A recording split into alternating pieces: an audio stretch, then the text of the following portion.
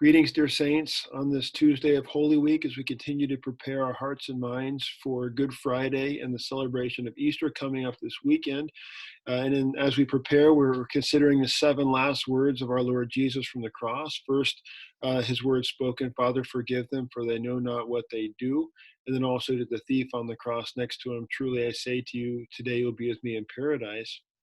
Today, in the third word of Jesus, it's seemingly one of the 2 things that he says from the cross it's most like least spiritual, or least eternally significant. "I thirst" being maybe perhaps the most obvious. And then today, as he says in John 19, let me share the screen for you, or with you, I should say.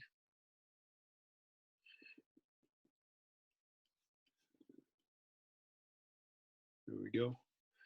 "Therefore the soldiers did these things, but there were standing by the cross of Jesus his mother and his mother's sister, Mary, the wife of Clopas, and Mary Magdalene. When Jesus therefore saw his mother, also named Mary, and the disciple whom he loved, that is John, standing nearby, he said to his mother, 'Woman, behold your son.' Then he said to the disciple, 'Behold your mother.' And from that hour the disciple took her into his own household."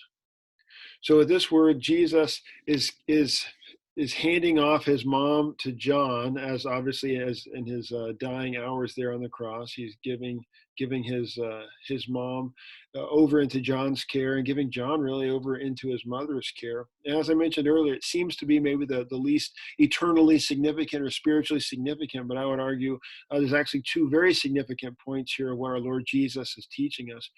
The first, and maybe most important here, is Jesus, in continuing to take care of his mom, even in his dying breaths, is keeping the 4th commandment. That is, he's fulfilling the law. He's keeping the law by honoring his father and mother, right? Well, the reason why this is so key is because as in Jesus, in his life for us, his death for us on the cross, but even as he's living his life, he is keeping the law perfectly on our behalf.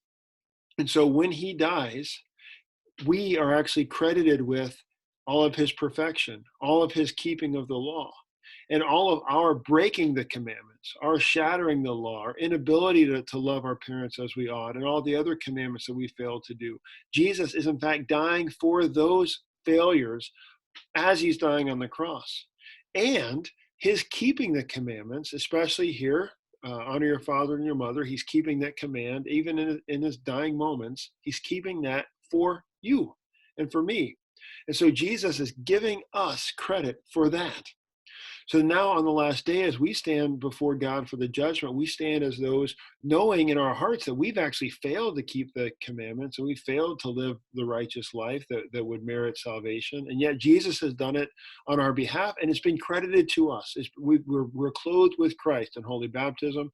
Jesus has covered us with his holiness and his righteousness, and all of our sin, all of our shame, our guilt, our failures at keeping the law, that's all handed over to Jesus as he dies for us on the cross. So that's maybe the main thing Jesus is doing in this third word. But then also I want us to think the significance of how Jesus, in giving his mother over to John, and to John also to his mother, we're reminded of what we call the doctrine of vocation, or really how God gives each of us to others in our lives as a gift to serve, and for them to serve us, all according to our vocations. So fathers are given to their children to provide for them, protect them, to teach them the faith.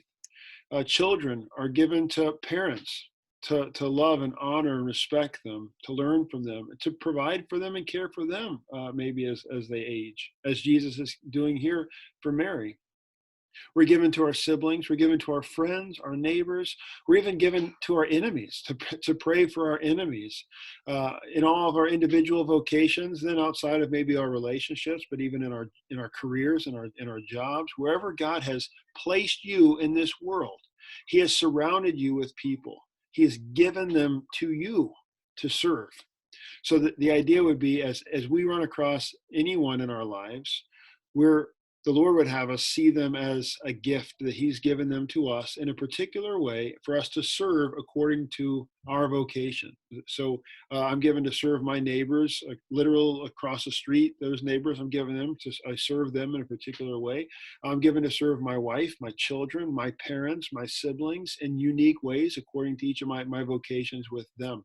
Also with you and your various and many vocations, the Lord has placed you right where you are to serve your neighbor, to love them, to care for them in particular and unique ways, especially ways that are unique to you and your abilities and your interests. It's especially true and good for us to remember during this time of the COVID-19 crisis, as kind of the chaos shuffles up all of our vocations and the regular order of things that we are so familiar with. It's good for us to remember that we still are in all these vocations. Parents are still to be parents, children are still to be children, employees, employers, all of us are still in these particular vocations, right? So even though maybe we're limited on where we can go and we can't really serve in the traditional ways that we had grown accustomed to over the years, now let us not forget the vocations that we have. So especially those under our own roof, as we're kind of crowded together, and this brings with it certain anxieties and stresses and tensions and pressures and all the rest. These are still people that the Lord has given us as a gift. And so we wake up every day and praying that the Lord would open our eyes to see them as a gift and to appreciate and love them as a gift and create opportunities for us to serve and love them. And for us to be reminded that God is in fact serving us through their hands as well. To be thankful to those who provide meals, even under our own households, those who are doing the chores, those who get the stuff done, to be thankful for one another. And then where we're being served, we're thankful. And then as we're able to serve others, we serve in love.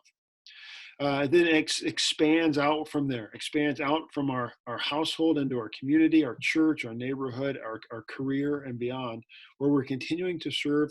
Obviously, right now we're limited. We pick up the phone or hop on the email or try to find a way to connect with other people, to support them, see how we can help, pray for them, and so forth.